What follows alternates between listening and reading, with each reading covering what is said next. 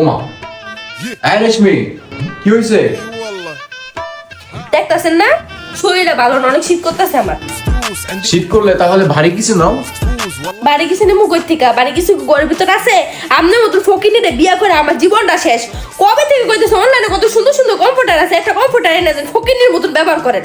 Comforter আইনা যাবে ওই রুমে রাখছি, তুমি দেখো নাই? সত্যি কইতে এলে নিয়ে আসেন।